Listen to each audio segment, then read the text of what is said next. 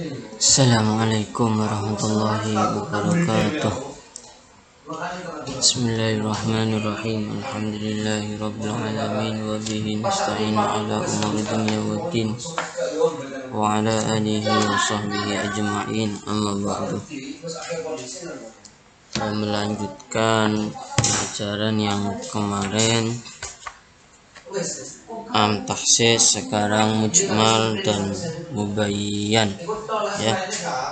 Sesuai kisi-kisi indikator soal adalah santri dapat menjelaskan konsep tahsis serta konsep mujmal dan bayan.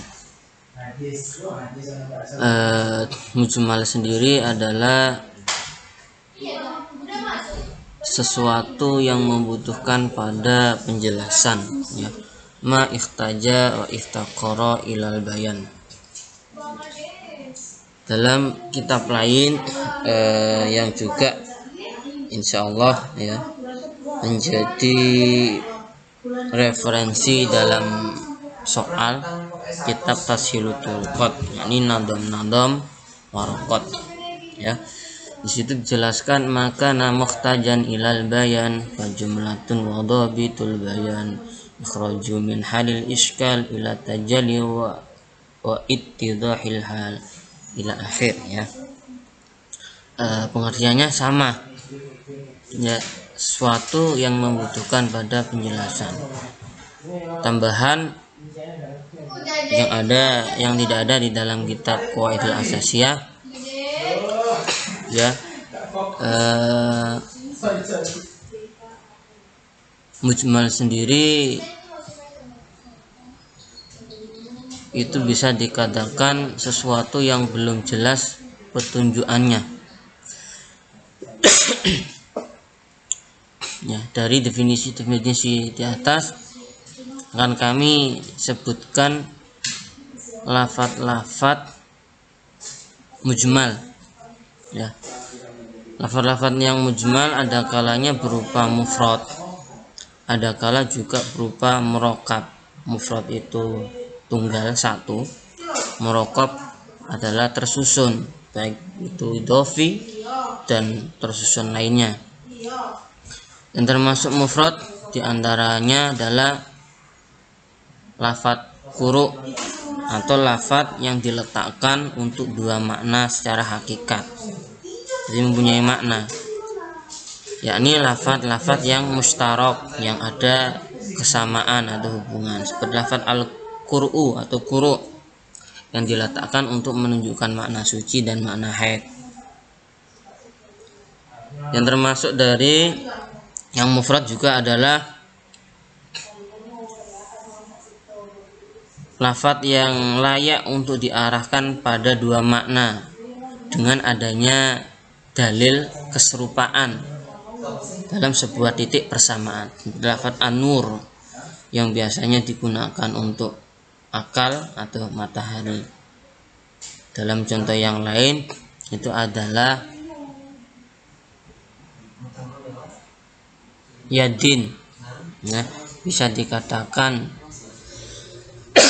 untuk tangan atau untuk kekuasaan. Lafaz asad bisa digunakan untuk makna hewan yang buas atau untuk sifat laki-laki yang pemberani. Contoh yang selanjutnya adalah lafaz yang layak untuk diarahkan kedua makna dengan sebab adanya kemiripan. Kalau tadi adanya keserupaan, sekarang kemiripan. Lafaz al-jismun ya, yang nanti layak diarahkan untuk menjadi makna langit dan makna bumi atau benda-benda lain. Jismun kan adalah sebuah benda. Itu tambahan yang tidak ada di dalam kitab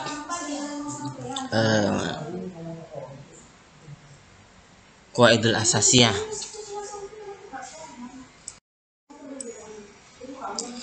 Sedangkan bayan adalah ikhraju hadzal mujmal min halatil iskal ila halatit tajalli wal ittidah mengeluarkan sesuatu dari sifat yang samar, yang muskil, menuju sifat yang terang dan jelas. Nah, dalam hal ini sebagaimana lafadz Qur'un pada firman Allah Subhanahu wa taala, wal mutalaqatu yatarabbasna bi anfusihinna salasata quru.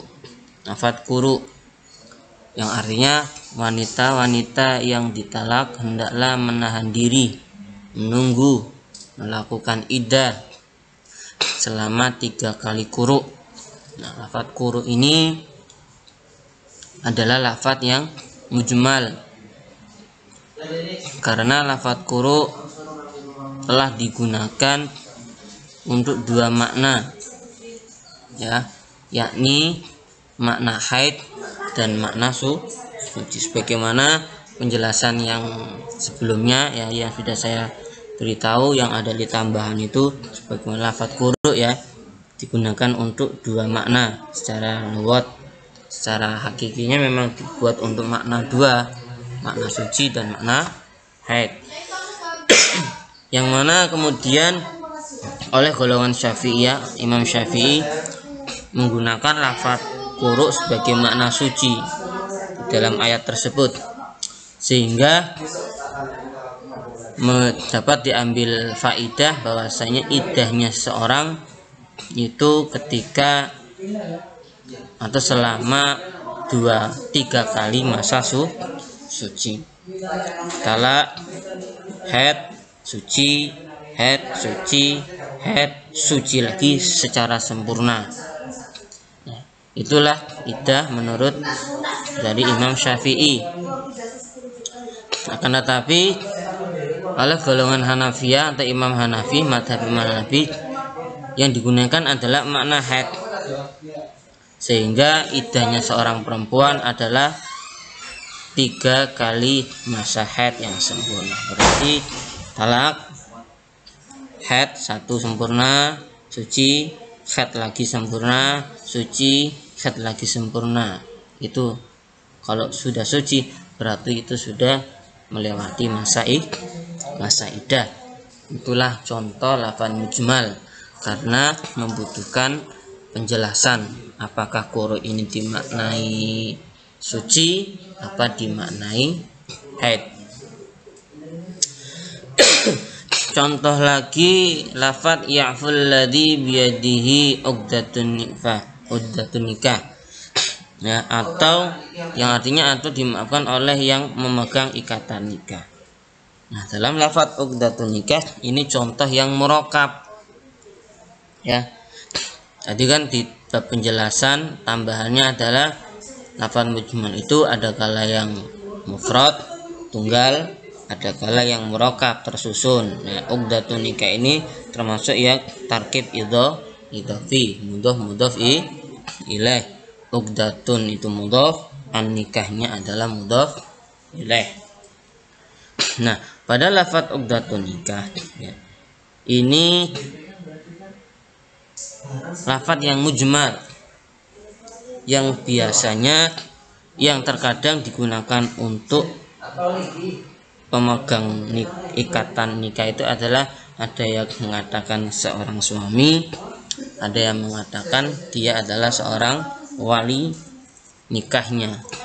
Nah, oleh golongan Imam Syafi'i atau Syafi'iyat dan Abu Hanifah mengartikan uqdatun nikah ini adalah seorang suami, sedangkan oleh Imam Malik dikatakan ini adalah seorang sehingga lafadz uqdatun nikah ini dikatakan mujmal, masih membutuhkan penjelasan mana yang dipakai, yang wali apa yang suami. Nah, itulah lafadz mujmal yang membutuhkan pada bayan atau penjelasan. Nah, sebelum dilanjut silahkan sampean perhatikan lafadz dari takrifnya, contoh-contohnya, barangkali nanti keluar di dalam soal, meskipun kadang maksudnya paham berhubung soalnya berbahasa Arab, jadi harus memahami karakter dari lafaz. Contohnya seperti itu ya, hati-hati.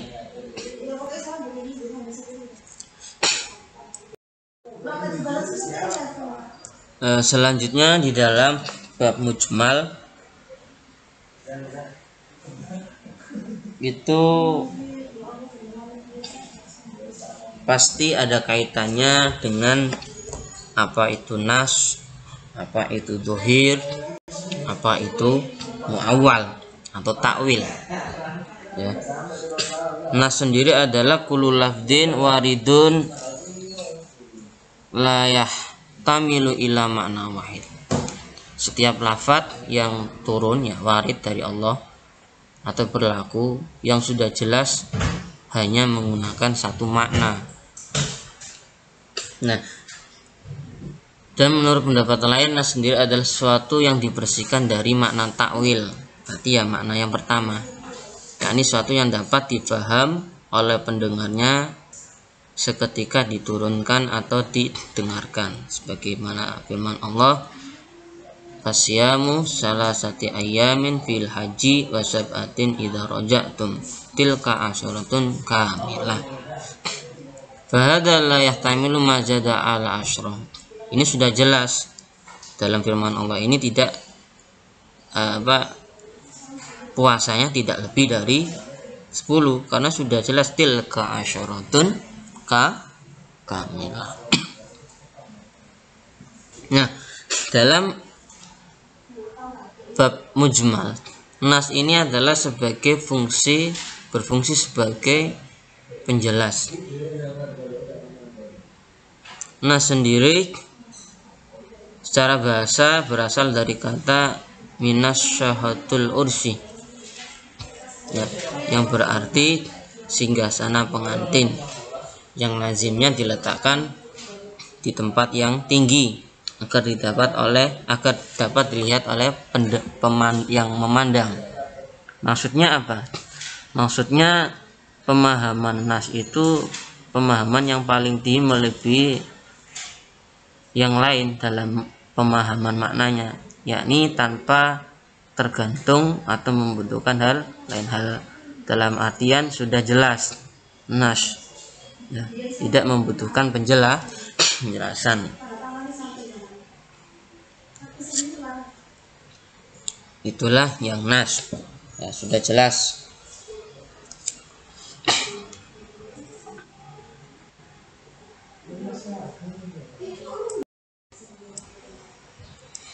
Yang kedua, hal yang berkaitan dengan mujmal adalah al-dhahir.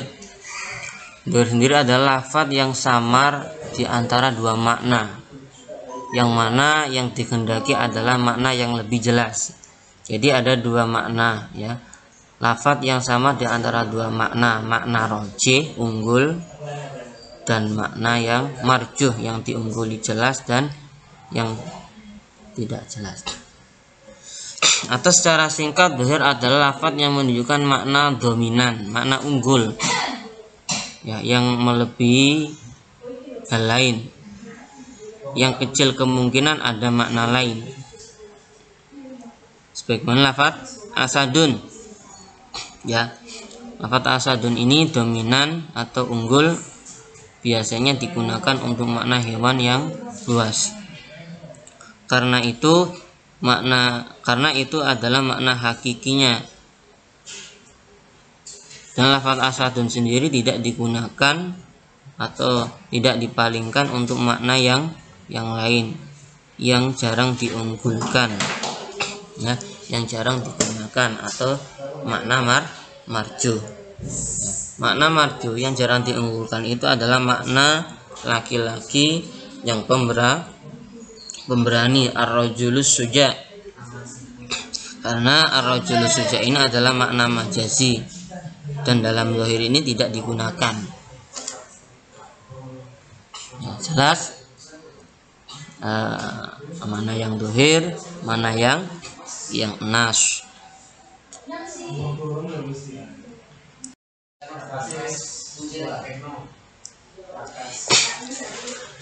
Selanjutnya yang muawwal. Jika dari lafaz ad-dhahir pemahamannya ada ya sebuah kejanggalan atau kemuskilan, ya. Idza askala mafhumu humila al-lafdhu ala al-ihtimali marju, maka makna dohirnya, ya, makna yang roje atau dohir ditakwil dengan kepada makna marju dengan menggunakan sebuah dalil. Maksudnya nanti asalnya makna rojeh diarahkan ke makna marjuh yang diungguli dengan adanya sebuah dalil. Nah, takwil sendiri adalah mengarahkan atau memalingkan lafadz dari makna rojeh, ya, ke makna yang marjuh yang ungguli, ya, dengan sebuah dalil. Contohnya wassamaa banainaha biaidin wa innalas dan langit itu kami bangun dengan kekuasaan kami, ya, aidin. Secara lafaz, dohirnya lafaz aidin adalah jamak dari lafaz yadin. Lafaz yadin tersebut mempunyai dua makna rojih dan makna marjuh. Makna rojih adalah makna tangan, karena hakikinya adalah makna tangan, yad. Sedangkan makna marjuhnya adalah makna kekuatan atau kekuasaan. Oleh karena itu dalam contoh ini makna tangan ditakwil dengan makna marjuh, ya. Makna tangan ditakwil dengan makna kekuasaan atau kekuatan. Karena makna tangan ini rojih, makna kekuatan ini adalah yang marjuh. Kok bisa? Mana dalilnya? Ya. Dalil yang memalingkan menggunakan makna marjuh adalah sifat kemustahilan Allah untuk memiliki sebuah tangan, sehingga memaksa untuk dipalingkan dari makna rojih sebuah tangan kepada makna marjuh sebuah kekuasaan atau kekuatan. Ini adalah yang takwil atau yang mu'awwal. Bisa dipaham?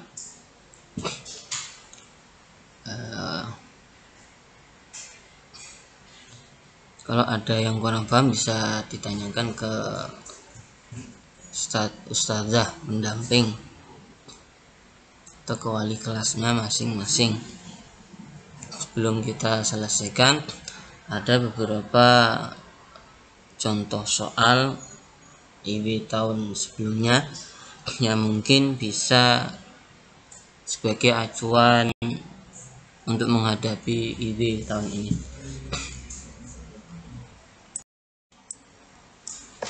Perhatikan beberapa soal yang pernah muncul pada bab mujmal dan bayan. Yang pertama, tidak tahu ini di soal tahun berapa, ya lupa. Al-dhahir huwa alladhi lam yufid haniman hinama sumi'a makna ghair mawdu' lah bal yufidu makna al-mawdu' ar-rajih min amsilati dzalik. Ini contoh dari apa? Contoh dari pengertian di atas. Pengertian di sana adalah menjelaskan tentang al-dhahir, ya. Kalau yang sudah saya jelaskan tadi adalah dhahir lafadz yang mempunyai dua makna, tapi biasanya dimenangkan dengan menggunakan makna yang rojih atau makna hakikinya, ya, ar-rojih. Ingat-ingat kalau dhahir ar-rojih, tapi kalau yang mu'awwal adalah yang Contohnya apa? A. Ma la yatasawwaru fil khiyal wala fil fikri. B. Al-asad alladhi yuradu bi as-suja. C. Suratul asad haitsu yadul bihi yastadillu bihi. D. Al-asad alladhi yaqsudu bi asyibat. Jawabannya adalah D.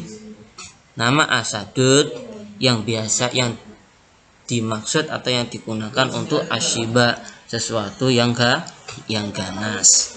Kalau yang B, asadun, yang digunakan untuk makna lelaki yang pemberani. Makna pemberani kan adalah yang marjuh, rajihnya adalah hewan buas. Ya, tadi jawabannya D, itu hati-hati. Makanya tadi saya mengarahkan untuk memperhatikan lafadz ibaratnya dan contohnya. Kadang beda ibarat dengan soalnya dan redaksi kitabnya. Ya. Untuk yang kedua di sini adalah pengertian ikhraju hadzal mujmal min halatil iskal ila halati tajalli. Hadzal ibaratun tusyrahu. Ibarat di atas menjelaskan tentang apa? Apakah itu dhuhir, bayan, mujmal dan qiyas? Jawabannya adalah bayan. Karena bayan di situ pengertiannya adalah ikhraju mujmal atau ikhraju syai' min haizil iskal ila haizil tajalli. Bayan. Nah, nomor 32, ikhtar, pilihlah fima yali, pada hal berikut, asyahid, yakni nadham alladhi yadullu ala ta'rifil mujmal, nadham yang menunjukkan nanti mujmal.